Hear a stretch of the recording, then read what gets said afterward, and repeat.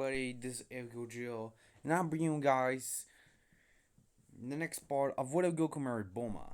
Now, we continue on to the Battle of Gods. Now, if you guys remembered, both Gohan and Trunks can use percent rage with mastery, thanks to both Goku and Vegeta training them.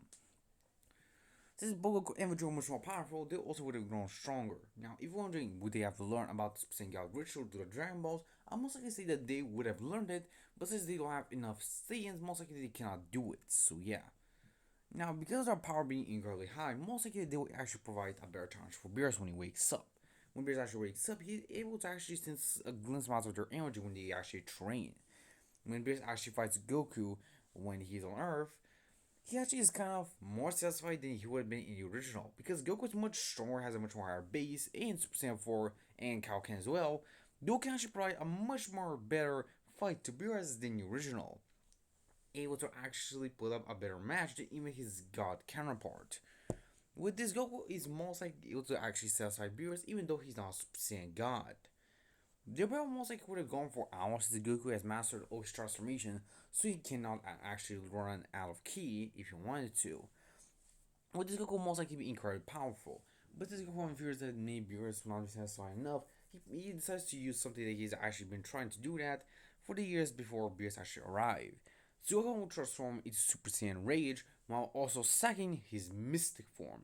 Now this will prove a gigantic boost to Gohan's power, and his power will skyrocket and even almost match Super Saiyan 4 Vegeta that I explained in the previous video. With this, Gohan is actually able to match Beerus hand in hand. With Beerus actually being surprised by Gohan's power, it's incredible. Even though he's a hybrid Saiyan and a Super Saiyan God, he has incredible power. He can actually sense a glimpse amounts of Gohan's God Ki within him. He can also sense it within Goku and Vegeta as well, but Gohan has a much more potent version of that. Of course, Gohan is actually able to provide a challenge for Beerus. Eventually, both Goku and Vegeta decide to fuse into Vegeta, with Vegeta able to help Gohan in his battle, with both fusion and a hybrid Saiyan able to push Beerus beyond his limits. Beerus actually pushed to using his full power in that he actually even pushed to using his Kakashi mode, so he can actually manage the two of them because of their power. Gohan's incredible raw strength, while also Vegeta's incredible battle techniques. With this, Beerus actually pushed to the back foot and even is struggling to keep up with both of them. It's not until he uses Ultra Instinct to keep up with both of them, able to knock out Gohan but not Vegeta. Vegeta shouting Kaioken times 100 and is actually able to match Beerus in his Ultra Instinct, and for a powerful punch, he's actually able to knock out the God Destruction out cold. Simply proving himself as the strongest fusion to even defeat the God Destruction. Eventually, Beerus would have woken up after a blow. Eventually, decided to train the Saiyans, even though they're not Super Saiyan gods. Their power is incredibly close to that. Eventually, after training under Whis, all Saiyans that train, like Gohan, Vegeta, and Goku, are actually able to get Super Saiyan God, even way faster because of their training. Also, because Gohan does not have the same mental barriers that I explained in the previous videos, Gohan is actually much more higher than both Goku and Vegeta due to his potential unlocked. So yeah. Goku and Vegeta were able to master Super Saiyan God alongside Gohan and achieve Super Saiyan Blue. They actually decided to perfect the transformation. Seeing their flaws in how they work, they must be able to perfect every transformation they had, just like they did with their previous ones. Of course, for Super Saiyan Blue is kind of hard. Super Saiyan God was incredibly easy, even easier when it comes to Super Saiyan. So practically, Super Saiyan Blue was kind of difficult, even more difficult than Super Saiyan 3 as well. Of course, eventually after time they were able to master transformation. Eventually Frieza was still been revived by the Dragon Balls, of course. But this Frieza was actually would have trained for a full year. Yes, you heard me, full year. And Frieza was actually able to get a new form.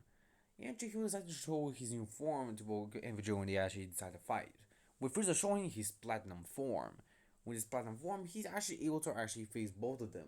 Seemingly as their power are actually equal in the match. With Vegeta's platinum form, he's actually able to keep up with perfected Super Saiyan Blue Goku. Blue Goku is just toying with Frieza. He's not even using Kaioken at this point. He's just using the full power of Blue, but not using Kaioken on top of it. Blue decides to not hold anything back and powers us up into Blue Evolution. If you're wondering how is that possible, most likely both and Vegeta were able to achieve this transformation after perfecting Blue for a long time, almost like Gohan. With this, they were easily able to overpower Frieza and finally put down the Emperor of the Universe, seemingly as they destroy him as well.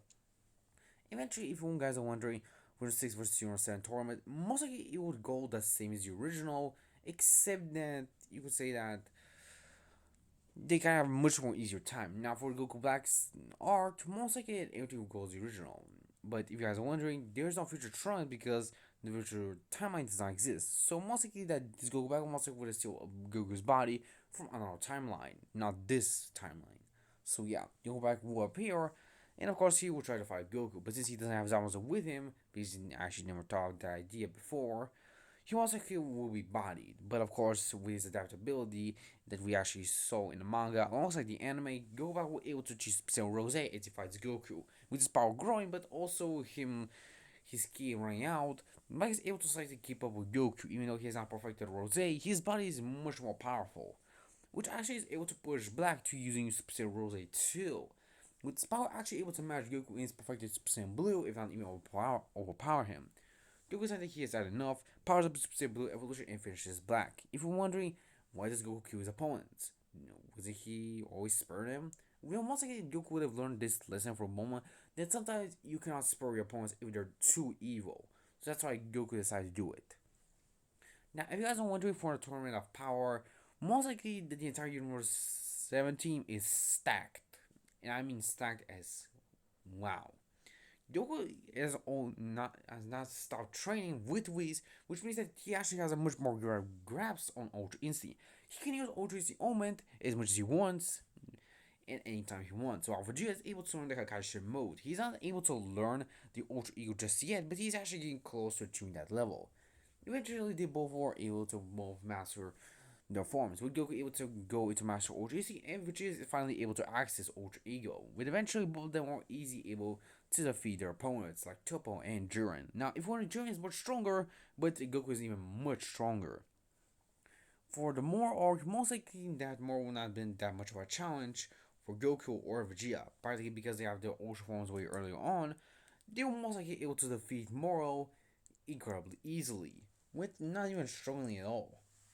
With this, most likely Goku and Vegeta have easier time in their battles. Of course, the Growth arc most likely would go on the same, instead that since Frieza by design exists, most likely Goku and Vegeta would have used fusion. If you're wondering, Gohan is still actually the strongest, with Goku and Vegeta actually being the second, but since they got their Ultra forms, Gohan has not actually gotten one, they're actually the strongest, but in comparison to power scaling, Gohan is actually stronger, but Goku and Vegeta overpower him in technique and experience, so yeah. If wondering, Goku would have still taken care of his family, like marrying Videl, having Pan, he will actually balance his training and his family as well. With Piccolo able to also get the orange form way early on. You can say he's awakened form, but not orange form just yet, so yeah. Goku and Vegeta were able to actually battle against Gas when they face off against him. Using fusion, they were able to become Ultra Vegito. As Ultra Vegito is able to use his power to easily overpower Gas and even defeat him. Even though Gas is using much more power, Vegito is more miles away more powerful. This Ultra Vegito is actually at the level of an angel like Whis. This is Goku able to, or most likely able to be close to Beerus's power, which by the manga, in some speculation have saying that Beerus is the strongest god of destruction. So it would make sense their power has already surpassed an angel if they're fused. So yeah, with this Goku and Vegeta were able to overpower Gas and defeat him once and for all. With the superhero movie most likely going the same as the original. With, of course, Gohan actually able to access Beast and have much more better control over it. Max Cell is not a problem for Gohan and Orange Piccolo since they're much stronger. With this, of course, Max Cell most likely been much more powerful, but because of Gohan and Piccolo getting incredibly strong, most likely they were actually able to equal the tides and not even defeat Cell. And with this, they're easily able to defeat the new Bio Android. So yeah, guys, this is the end of this part. Make sure to like, subscribe. This is the final part of what Goku married Bulma.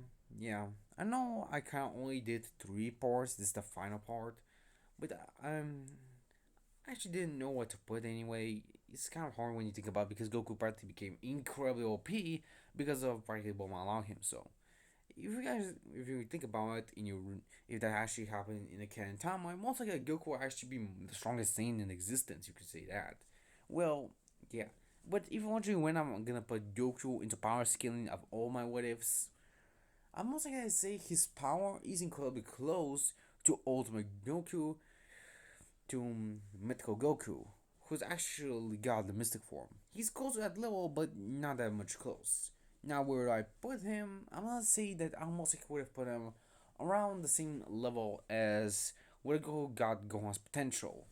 So yeah, which is kind of broken, but I'm only putting his Ultra Instinct level to the same level as a Goku. So yeah, there's no speculation between power levels and how strong he is. So yeah.